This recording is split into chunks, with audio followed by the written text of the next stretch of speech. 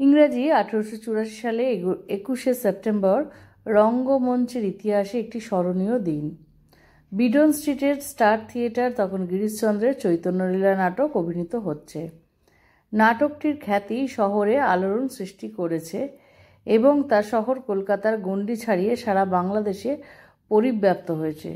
বৈষ্ণব পণ্ডিতদের মুখে নাটকের প্রশংসা। এদিকে চৈতন্য লীলা প্রসঙ্গ উঠলে শ্রী শ্রী রামকৃষ্ণদেব সব শিষ্য অর্থাৎ শিষ্য সমেত তিনি শিষ্যদের নিয়ে এসেছেন গিরিশচন্দ্র ঘোষের নাটকের দেখবে বলে। তখনও গিরিশচন্দ্র সম্পর্কে তিনি বিশেষ কিছু জানেন না, তাদের কোনো ঘনিষ্ঠ পরিচয়ও নেই। গিরিশচন্দ্র তখন বাইরে কম্পাউন্ডে পয়চারি খাচ্ছিলেন। শ্রীরামকৃষ্ণের একজন ভক্ত অর্থাৎ মহেন্দ্র মুখোপাধ্যায় গিরিশের কাছে এসে শ্রীরামকৃষ্ণের আগমন বার্তা জানিয়ে জানতে চাইলেন কোনো দর্শনই লাগবে কিনা।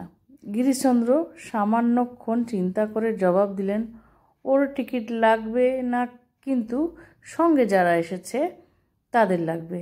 তারপর সাধারণ সৌজন্যবশত তিনি এগিয়ে এসেছেন। একজন ভক্ত তার পরিচয় শ্রীরামকৃষ্ণকে জানাবার সঙ্গে সঙ্গে শ্রীরামকৃষ্ণ প্রথম নমস্কার জানালেন। গিরিশচন্দ্র তাকে প্রতি নমস্কার জানানোর পর কিছুক্ষণ চলল নমস্কার ও প্রতি নমস্কার। অবশেষে গিরিশচন্দ্র পরাজয় স্বীকার করলেন। নিয়ে তাকে বক্সে বসিয়ে একজন পাখাওয়ালা নিযুক্ত করে বাড়ি ফিরে গেলেন। সেদিন গিরিশের শরীর ভালো ছিল না।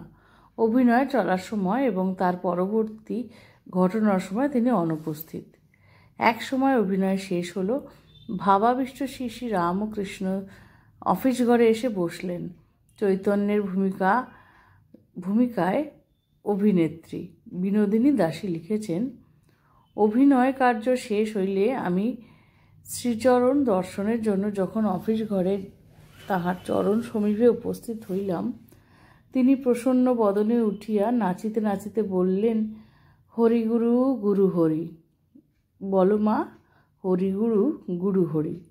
তাহার পর উভয় হস্ত আমার মাথার উপর দিয়ে আমার পাপ দেহকে পবিত্র করে বললেন, যে মা তোমার চৈতন্য হোক। তার সেই সুন্দর প্রসন্ন ক্ষমাময় মূর্তি আমার ন্যায় অধম জনের প্রতি কি করুণাময় দৃষ্টি। পাতকী তারণ পতিত পাবন যেন আমার সম্মুখে দাঁড়াইয়া আমার অভয় দিয়েছিলেন। আমার কথা ও অনন্য রচনা বিনোদিনী দাসী, তার থেকে এই সংক্ষেপিত অংশটি পড়লাম। ঘটনাটি বহু কথিত, অনেকেই কাছেই পরিচিত। রামকৃষ্ণ বিষয়ে আগ্রহীরা এই বিষয়ে আরও তথ্য জানার জন্য শতই উৎসুক। সেই ঔৎসুক্য নিয়ে সন্ধান শুরু করে উপস্থিত হয়েছিলাম শ্রীকৃষ্ণকুমার গঙ্গোপাধ্যায় অর্থাৎ নাটুবাবুর কাছে। প্রবীণ ব্যবহারজীবী নাটুবাবু আইন সংক্রান্ত ব্যাপারে বিনোদিনী সম্পর্কে সংস্পর্শে এসেছিলেন। বিনোদিনী তাকে সেদিন ঘটনার বিস্তৃত বিবরণ জানিয়েছিলেন। তিনি বলেছিলেন, অভিনয় চলার সময় শ্রীরামকৃষ্ণ গভীর ভাবাবিষ্ট হয়ে পড়েন এবং তাকে স্টেজে নিয়ে যাওয়ার জন্য ভক্তদের বারবার বলতে থাকেন। এই অবস্থায় থিয়েটার শেষ হলো। বিনোদিনী ওর জন্য অফিস ঘরে অপেক্ষা করছিলেন। শ্রীরামকৃষ্ণ সেখানে প্রবেশ করেই ভাবাবিষ্ট অবস্থায় শ্রী গৌরাঙ্গবেশী বিনোদিনীর পায়ের ওপর পড়েন। স্বামী অভেদানন্দ সেদিন স্টার থিয়েটারে শ্রীরামকৃষ্ণের সঙ্গে ছিলেন। স্বামী প্রেমানন্দ অভেদানন্দের কাছে শুনেছেন শ্রীরামকৃষ্ণ বিনোদিনীর পাদস্পর্শ করিয়া আগেই ভক্তেরা তাকে ধরে ফেলে। গিরিশবাবু স্পষ্টভাবে না বললেও অনেক সাধু ব্যক্তি ভাবাবেশে তাঁহার পদধূলি লইতে অগ্রসর হন। সেদিন এই ঘটনা ও আশীর্বাদ লাভ বিনোদিনীর জীবনে কী বৈপ্লবিক পরিবর্তন সৃষ্টি করেছিল তা আমরা বিনোদিনীর কথা থেকে পরবর্তীতে জানতে পারি। আমি মহাপ্রভু দয়ার কত ভক্তিভাজন সুধীগণের কৃপার পাত্রী হয়েছিলাম। এই চৈতন্যলীলা অভিনয় শুধু চৈতন্যলীলার অভিনয় নয়, আমার জীবনের চৈতন্যলীলা অভিনয় আমার সর্বাপেক্ষা শ্লাঘার বিষয়। এই যে আমি পতিত পাবন পরমহংসদেব রামকৃষ্ণ মহাশয়ের দয়া পাইয়াছি।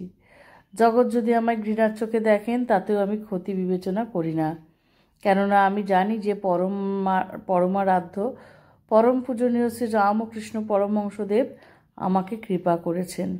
সেই পীযূষপূরিত আশাময়ী বাণী হরি গুরু গুরু হরি আজও আমার আশ্বাস দিতেছে।